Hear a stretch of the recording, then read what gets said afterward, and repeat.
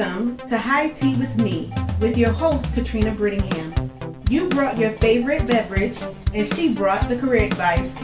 Now sit back and relax while you get advice that will take you to the next destination in your career or business. And now, Katrina Brittingham.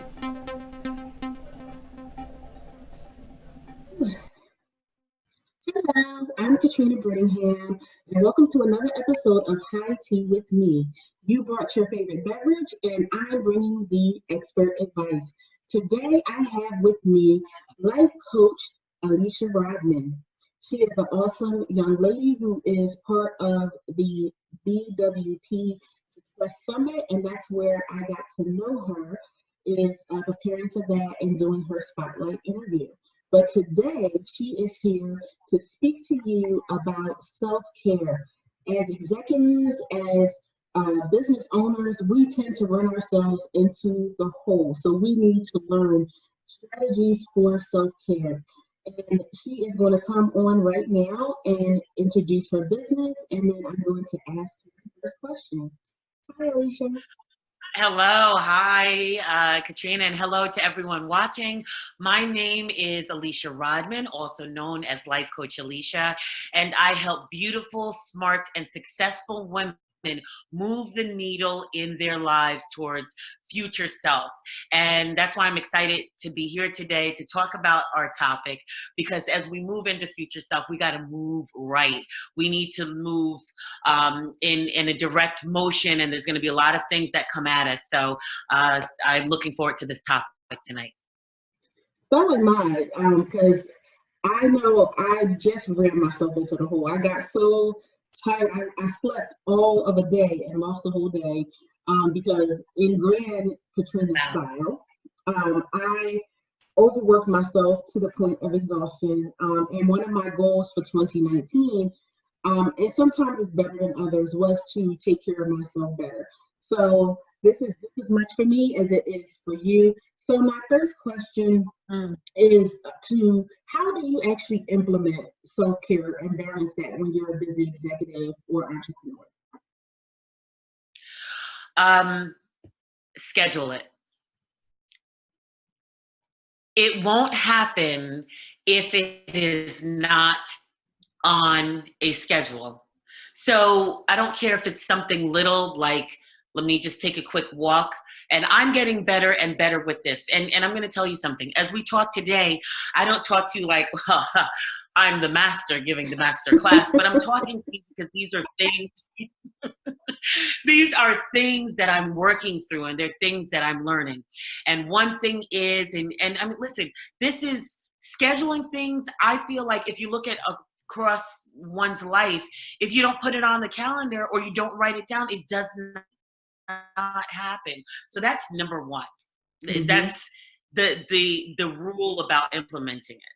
I have some other things to say, but I'd love to hear your next question when it comes to kind of intertwining, like what exactly that self-care means, right? Well, can I go into that just a little bit? Yes, you can. So, why, thank you. If I don't say so myself, Katrina. So what is self-care, right? And I notice you use that word balance. And I want to say this, that we as women, I don't know that men talk about the word balance as much as we do, right? It's pervasive in our conversations when we're talking about entrepreneurship or one moving up their corporate ladder. It's like, oh, the balance, work-life balance, balance. Dudes don't give a rip. Why is that? Yeah, I'm sorry, but they don't. So why is that? We're burdened with that balance. So let's talk about what is balance. Because I used to think balance meant like this. Right. Guess what? Balance is what you define it as. So guess what? For you, balance might look like this. Right. Or balance may look like this, or slightly like this. So what is that balance? You talk about balancing self-care. Maybe you feel you need to take that walk in the sun every day for 20 minutes a day. Maybe I'm okay with just taking it once a week. You know, so what is that balance? And you need to understand that one side of self-care and balance does not fit all. Right. I totally agree with that. Um, you said some key points is schedule it out. My whole life is scheduled. When I start work, my appointments, when I take lunch. Because when I started out, well, I've always been a workaholic. My friends told me I was a workaholic, and I finally accepted it. Because even when I worked for corporate, I would work, and I would look up, it was time to go, or it would be an hour past my time. I started having friends come to me and say, "Come on, it's time to take lunch," and "Come on, it's time to go," because that's just me. Once I get on a roll, I get in the zone, and that's just there. But the work is going to be there tomorrow. And so what I started doing even in corporate is scheduling out my lunches this time. Now, did it always work that way? No, because sometimes I had a 12 o'clock meeting. So then when I found out I had a 12 o'clock meeting, I scheduled my lunch right after that. And my wake up call is, and I told my audience before, I ended up in the hospital, and that was one of the reasons, in critical care. And I was like, I have to do better. And at the time I was working corporate, and I was working my job, my business. And so it was just, too much. And so when I came into just working full time as an entrepreneur, I put things on a schedule. Again, do I always follow that schedule? No. Hence my exhaustion like a week ago, where not even a week ago, Saturday, I was supposed to go to my best friend's mom's birthday party, and I slept the whole day, all through it. And she called me, and I was like, I'm just waking up. She's like, okay, I get it. They know me. She was like, okay, I understand. She's like, I was expecting you to stop by. I said, so was I. It was on my schedule. But Wow. my body, when I laid down Friday night, I happened to even be talking to her, and I was like, oh, my body aches. It was so tired. And so I got up, moved around a little bit, and I felt off, and I laid down to take a nap, and I slept from about 1 o'clock until like 7:30. And so I was like, okay, you did too much. And sometimes the too much sneaks up on you. So, like you said, sometimes taking that walk, balance, and balance, like you said, is not just straight up balance.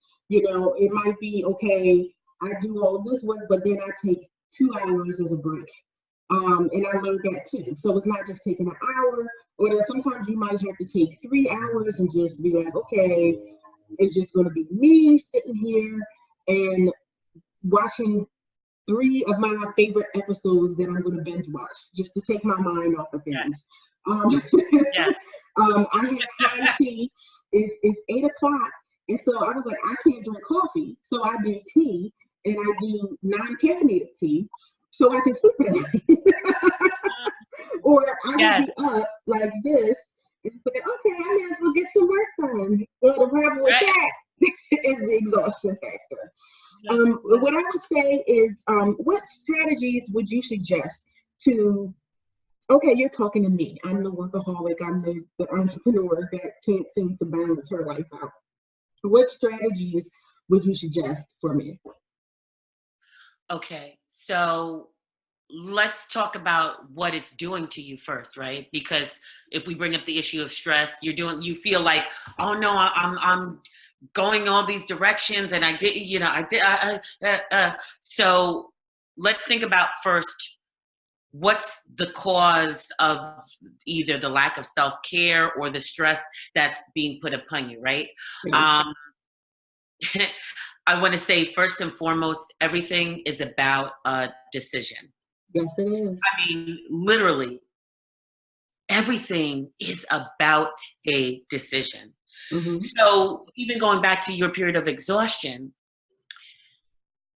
you've made a decision, your body said otherwise, but you have put something on your calendar, it didn't happen. And sometimes, our bodies will tell us, your body told you a very firm message. However, it's about a decision, like, I'm going to practice self-care, or I am going to put this on my calendar, or I'm going to choose not to be stressed out about certain things, and choosing to change the narrative first off. I just want to read something my friend sent to me. Um, she said it's a posting on Instagram, and I felt like it was very appropriate for today's conversation. And it said, "Last week I found myself saying I was stressed. This week I said I am under divine pressure because I'm birthing something great." Narrative shift. So Yes. just changing the narrative on how you're looking at things. Um, Finding the source of what the issue is, right? Mm-hmm. Um, why aren't you, and when I'm acting as if I'm talking to you, Mm-hmm. when you're looking at things, why aren't you choosing to do self-love? Right. Now, you may come back with, well, I'm really busy. However, I may say, okay, you're busy. Break down what you're doing, and why don't we start to old school Franklin Covey. They used to have you prioritize your tasks. It's Yes. old school, but guess what? It still works. Even in the reminders in my phone, there's a thing that says, what priority is this? Is it a priority? Because everything we're doing can't be a priority all the time. Exactly. So maybe one, taking that look at what's the cause of this. Okay, you're busy. Okay, let's talk about that busyness. Let's begin to break it down, and let's start to see where we can, make sure we can, actually sometimes when you start looking at things, you're like, well, I'm acting like there's a fire under, but there's really no fire under this. And this particular task will get done when it gets done. That being said, I can schedule in my stress-free zone or my self-love, whatever it is that you're doing, I can schedule it there. Another thing is just even us talking right now, right? Mm-hmm. Support. Right. Why is it? Why is it? And I talk to woman after woman. Sometimes for many of us, I'm not going to say for all of us because nothing goes for all. Why is it so hard to ask for support? Is it that it makes us feel less than? Is that makes us look weak? And what is support all about? Because support has many different faces. Yes. Support can be me calling that friend, and I have friends who will be like, can I just dump on you for a minute? Right. I'm like, and what I say is, okay, so just tell me who you need me to be. Do I just need to be a listener? Do you want me to come up with something? Because, I feel compelled to solve somebody's problems. Well, my friends especially. What do you want me to be? Right. So that support may come in the form of, and listen, this may sound really cheesy to some, but I'm a hugger. I like when Me people too. hug. when like a friend of mine will hug me, I know it doesn't change anything on that priority list. It doesn't empty out my calendar, but sometimes it's just what I need at that moment. Sometimes Exactly. support is real life support. Some of you, some of your audience that may be listening or watching, maybe they have young kids and they feel embarrassed to ask their friend, can you just watch the kids for an hour? I just need to step away because you have your business, so you still have work, you have the kids. And okay, sorry, got a little message there. So yeah, I was like, okay, things are being upgraded. All right, great. Hopefully not in the middle of the show. Right. So it's about a decision, it's about support. And I have a group of women who I call my tribe. So Mm-hmm. they are people that they're my ride or dies. So it's great to have some type of support in your life. Yes. I'm going to say something that's maybe very controversial.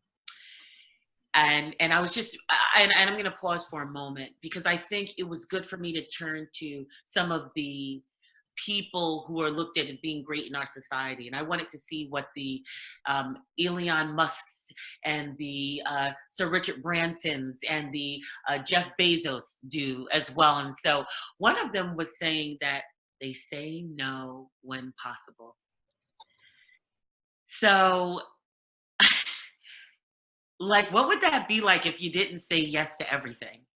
And even in entrepreneurially in one's business and in Mhm. one's career, you can take a stand for your quality of life or the quality of the business. And whenever you find yourself like teetering, like you kind of, where you're going to say yes, but you teeter. And we all have those times where we're teetering, we'll say yes, but our insides are like, no, no, no, no, no. But we still say yes. What if we just started listening to that? Right. Sometimes just saying no. Um, and there's some other things, but anyway, I'll leave that there for now. I'll pick them up a little bit, but that's where we can start. Well, you know what? And that is true. The power of no. There's power in no. And I know for me, for example, I had to learn to say no because I didn't want to hurt anybody's feelings and I didn't want anyone to be put out. But then guess who was always put out? This girl. And who was always tired? This girl. So I had learned to say no. Sometimes it hurt to say no, depending on who you were saying no to. But I learned in the long run, it helped me. Sometimes I had people who didn't want to speak to me again, family, friends, and everything. But in the essence of self-care and taking care of Katrina, I had to say no. And that's what I would say to our watchers and listeners, that you want to say no sometimes. And it doesn't make you a villain. It doesn't make you a bad person. You don't have to even be mean about it, but be firm about it. Your no is no. Just like your yes is yes, your no is no. You don't have to run all over around the world for everyone all the time.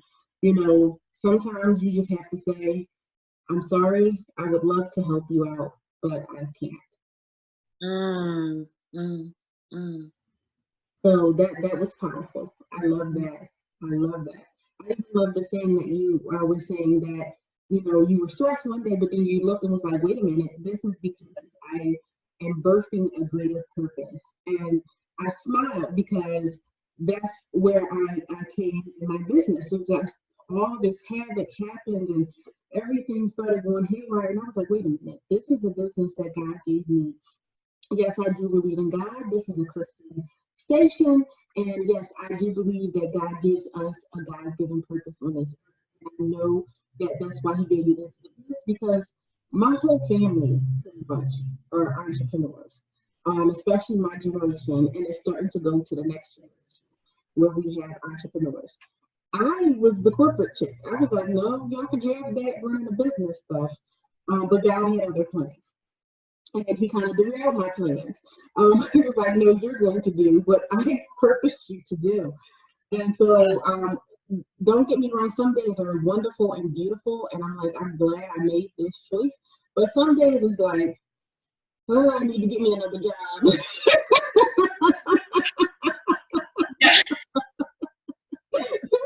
Some days it's like, I don't know if I want to do this, but knowing that you have that calling, knowing that you have something that God wants to birth into you, that's great. That's my motivator. Because it's like, okay, I do have my moments, and I have my come to Jesus moments. And I was like, okay, wait a minute. Trinity, you're tripping out. God gave this to you. He's going to work this out for you. You just have to just stay the course. And so I'm not a life coach, but I am an executive coach that does career coach. So I will say, stay the course. Stay the course. Keep going in the direction that you're supposed to go. Even if you're working and doing your business part-time, but when you go full-time, you have to believe that things are going to happen. Yes, you still do the work. And even now, with being full-time, there are times I'm like, okay, I don't know how I'm going to pay this bill. Okay, it might be time to fold up. And just then I'll get a client that will give me just the right amount for the things that I need to handle. And so, you know, I do believe it won't be that way always. And I will be, you know, the business that continues to get things in. But even people, I know people who are six-figure earners who tell me the same thing. That there are times where they're like, oh my gosh, they end the contract, they're like, where's the next, you know, contract coming in? And then finally it comes in. So, Even if you're, mom and pop, just know that people who are above you and bigger than you that are entrepreneurs and solopreneurs go through the same thing even when they have more money. Because if that was the case, they wouldn't be out marketing. They wouldn't be out selling the next plan. So, we all go through what is called in the industry feast and famine. So you just have to hold on during the famine times. Go ahead.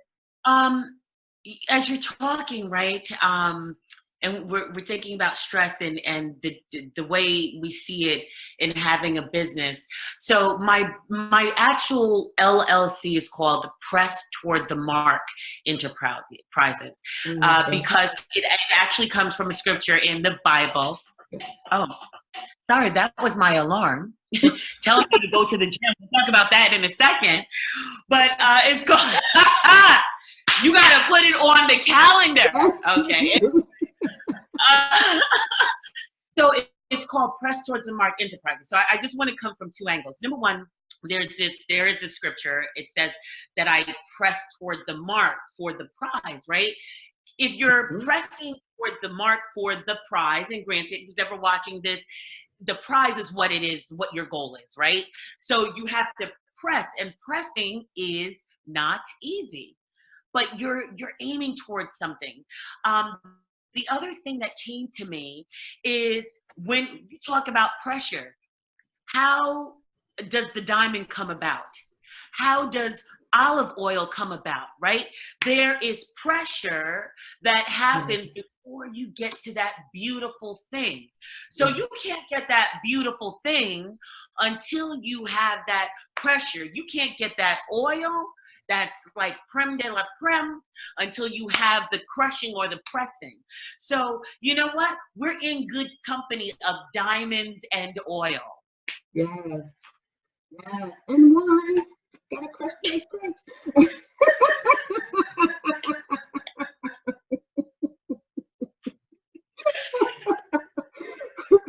and it's true. And each type of thing goes to, see, we go in a whole different way, but hey, you brought me here. So you bringing out the preacher. Okay. So each one goes through a different type of pressure too. Diamonds have to go through extreme pressure and extreme heat. When you do olives, it goes through a press, and that press is like this giant, if you do it the old way, this huge wheel, and it crushes it. And to get the oil out, and then they have cold pressing. So then it might go through extreme cold to get through it. Grapes are stone thawed. So sometimes you might feel like you're being trampled underfoot, but it's all for the prize. It's all for, the what God wants to get you to. And if you listen to anyone that's successful, when they tell their story, they let you know they went through some hard times. Even after they made it, they went through some hard press times. Felt like giving up. Tyler Perry tells the story. He was doing plays over and over, couldn't get anyone. He was down to his last and was like, okay, God, if nobody comes out, we're going to close up shop. But he said that God told him, look out the window. And it was a line around the, building. And that started him on his track. And I'm sure if you talk to him, he'll let you know he had some other moments. It may not have been financial, but it may have been something else that made him say, you know what, I just don't want to do this anymore. But it's the process, and you have to go through the process, and you have to do what he tells you to do, because then one day he's going to say, look at your computer screen. Now you got a wait list, So wow. I'm all for that. I am, and even now I see God doing some miraculous things. I got some business contacts, even just during this week. People who had came was like people are watching you too. So you have to stay the course. I spoke to someone today. She was like, she wanted to market me, and so I was giving her the information to market me, and she was like, oh, you've been doing this for like 6 months. I was like, well, no, I started the radio show and everything about a year ago, but I started the TV show about 6 months ago. And so that's what she said. She said, I see you online. I see you out there. You're doing a lot of stuff. You have a lot of stuff coming out. And because she saw me, she can now, and I had went to her, a while ago to be promoted. And I had kind of fell off. Now she came to me, come on back, and we have these new things and this and the third.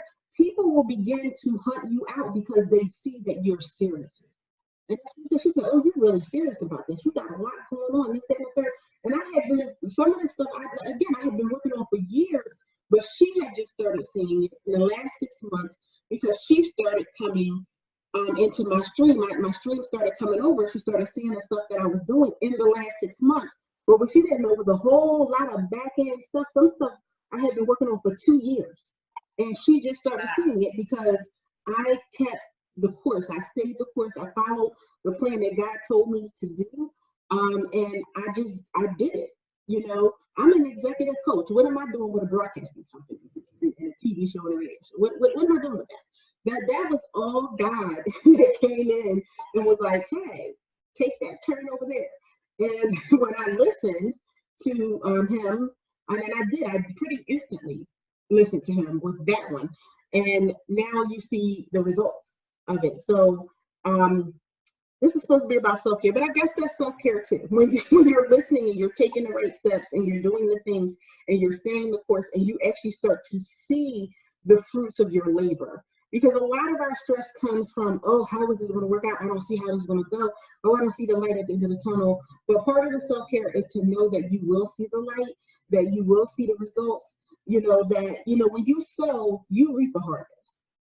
So you have to look at what is being harvested. Are you getting an abundant harvest? Is it a little bit of harvest? Do you have to make a pivot? I had to do that. I had to make a pivot. I started with career services and found that executives were coming, and entrepreneurs were coming. So I was like, okay, maybe I need to turn the corner here and go in this direction instead of the direction that I thought I was going. And I am going to start talking because we have an expert guest, and I want her to say some things. I'm listening to you. You're saying some amazing things. I'll piggyback just on the last piece that you're talking about, right? Part of that self-care, I think, is, and again, this is not a one size fits all, but recognizing in your career, in your business, to do what's going to make your soul happy as well. That pursuit of happiness. Listen, I'm going to tell you, first of all, who I'm not talking to. That is if you can do something that you absolutely hate, but you don't care because it has a big check, so you could give a rat's tail about it. So I'm not talking to those people. But I'm talking to people who you struggle because you're not happy in what you're doing. Sometimes we choose the wrong business. I have failed at multiple businesses. I'm going to say it again. I have failed at multiple businesses. And I wasn't quite happy doing them. But Katrina, I could tell you that for each of the things that I'm thinking about, I had to make myself try to believe. And I knew I wasn't happy, but I tried to fake that. Now, in some cases, maybe you can fake it till you make it. And I've done that in life, but it didn't work out. It was a part of me when I would do these other businesses, because I did them under the umbrella, many of them under network marketing.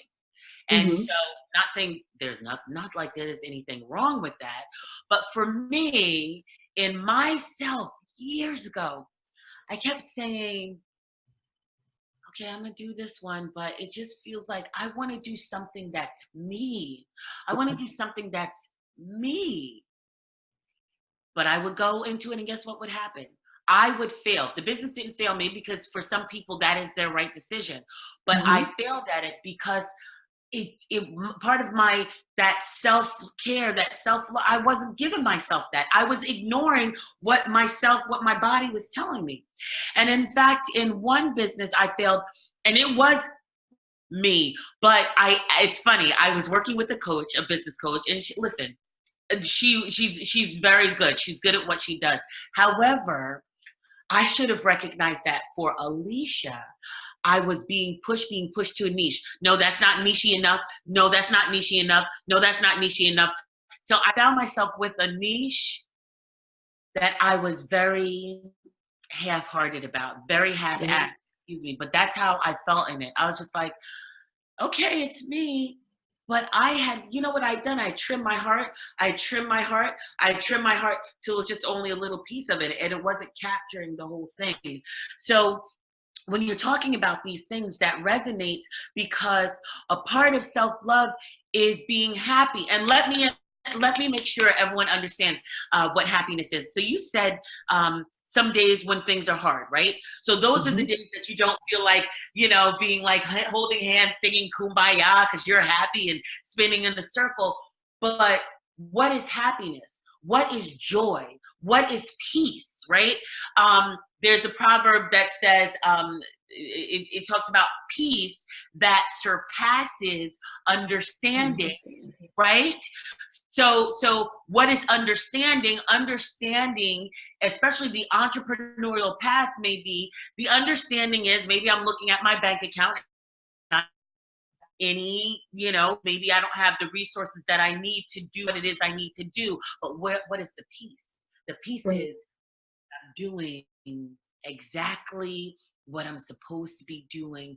I am in the place exactly where I'm supposed to be. And quite frankly, all of this is a part of loving oneself. Yes, yes. I totally agree with that. When you're doing, first off, you have more peace within yourself when you know you're doing what you're supposed to be doing. When you know that you're doing what you're called to do. And when you're doing it, you get energy and joy. I did an event last week, and at first I wasn't sure if I was going to do it, and that little voice was like, "Go ahead and do it." And it was the MBA fair, and when I was there, I was there with professionals. You are at a certain level most of the time when you get a master's degree. Some people go straight from their bachelor's to a master's, but everyone that was there, because I was like, well, are you coming straight from your bachelor's? No, everyone that was there had worked several years in the industry. And I met people from all walks of life.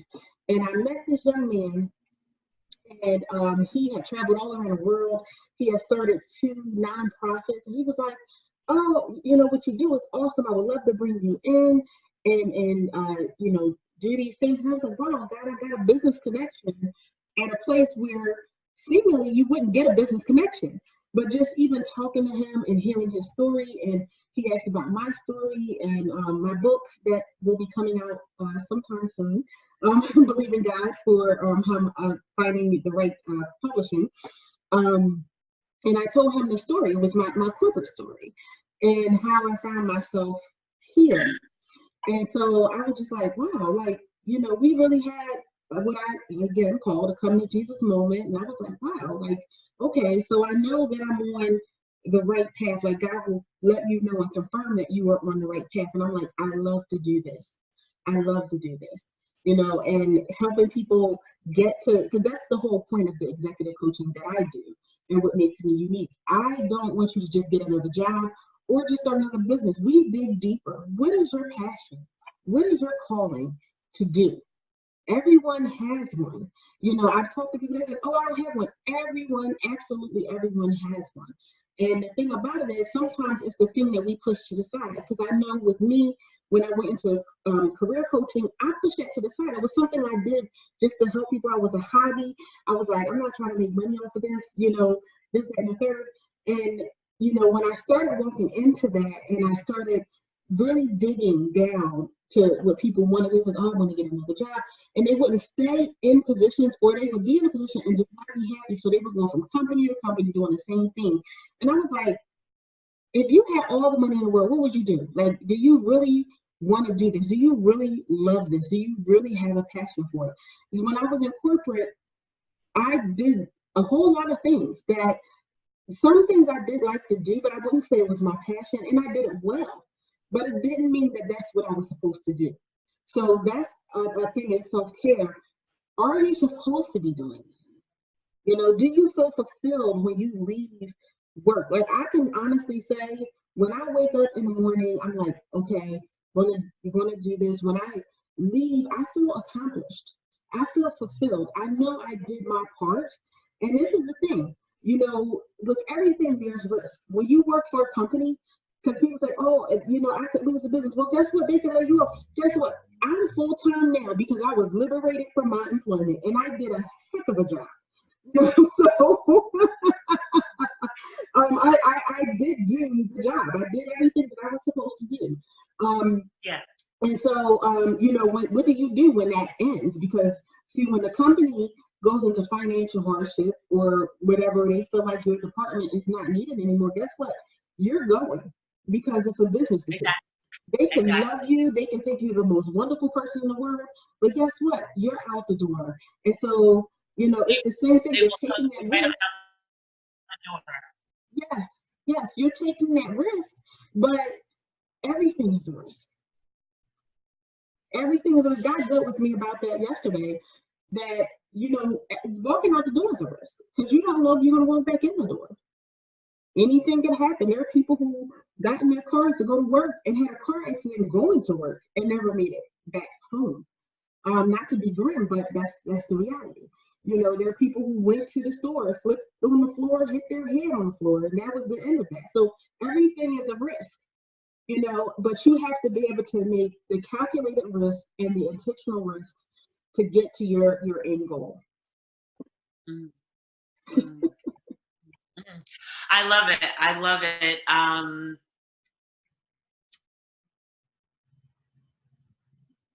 Connecting risk with self-care, and it's funny because one wouldn't think that, but if you're going to pursue something that you love, I did a Facebook Live some time ago, and I started calling, instead of passion, I started saying one's heart-led mission. Where is it that you feel mission led by your heart? And I'm a very touchy-feely person, so you're going to hear a lot of that, what I talk about being heart-led, but that connection of risk and self-love, right? Because if you're going to pursue your heart-led, there is definitely risk involved in it. And I did a Facebook Live a long time ago on failure, but I talked about within the risk, right?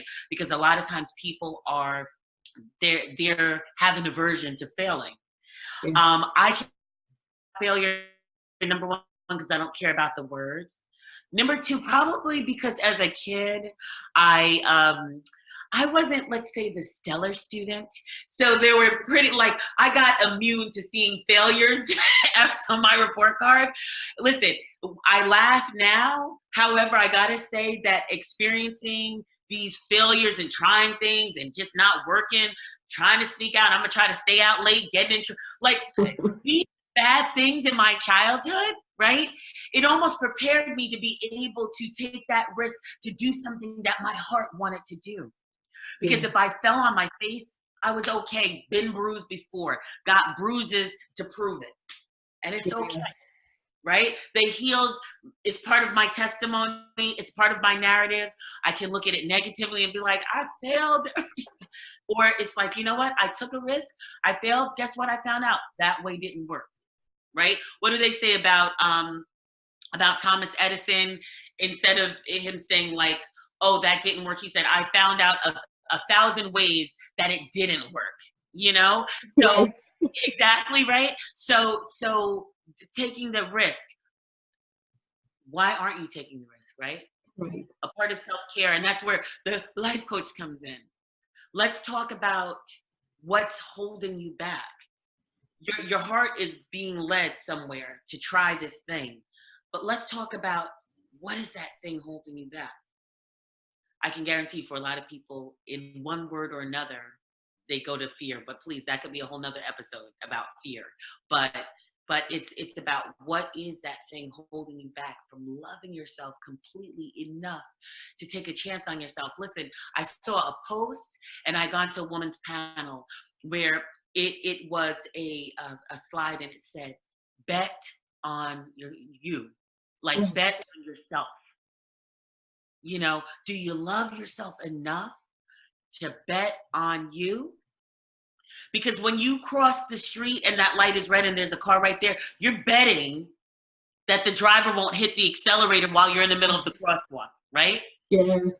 When you are, let's just keep it real. When you go to that restaurant and you order whatever it is you order, you didn't see who made it in the back, and then put it in, and you're going to take your fork and your knife and you're going to dig in it. You're betting on someone who you couldn't even see how he prepared your meal. Okay?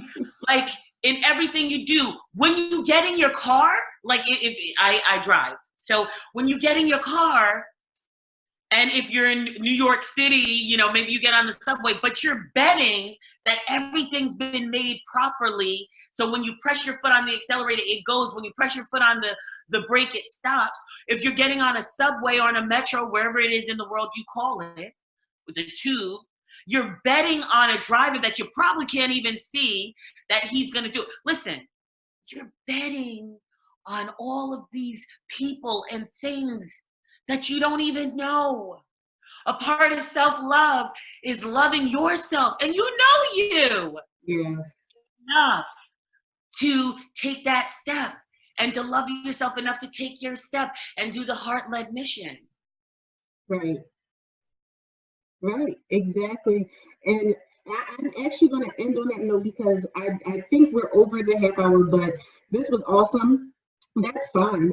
That's when you own your own show, you can do what you want. Yes. But this was some good stuff, so I didn't want our viewers to miss this. I wanted to get everything out. What I would say, thank you so much, Coach Alicia, for giving us those helpful tidbits. Whether you're watching on YouTube, if you're on YouTube, subscribe for our next video, like it. If you're on Facebook watching us, same thing, like the video, follow us so you know when the next video is coming on. If you're on LinkedIn, come to Facebook or go into LinkedIn and like my page so you can get the notifications of the next video. And we thank you so much for watching. Thank you again, Coach Alicia. Do you have any final words? I just can, like a self plug, if you will, just to say that, you know, this is what I do, right? If you want to find out more about me, you can find me at aliciacoaches.com. You can follow me as well at Life Coach Alicia, both on Facebook and on Instagram. That's Life Coach Alicia. Heck, reach out to me if something I said tonight resonates with you. I feel like we let our conversation go where it did because someone needs to hear it. Someone needs these messages today. So if you feel like anything resonated with you, I hope that you will reach out as well. So thank you so much, Katrina, for this opportunity. Thank you. Have a good rest of your. Well, I don't, because you're somewhere else, so I don't know if it's daytime or nighttime for you. I'm back in the United States. Okay.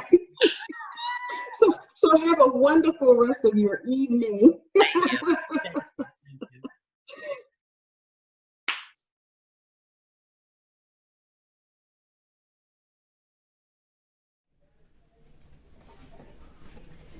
Thank you for joining us for another episode of High Tea with Me.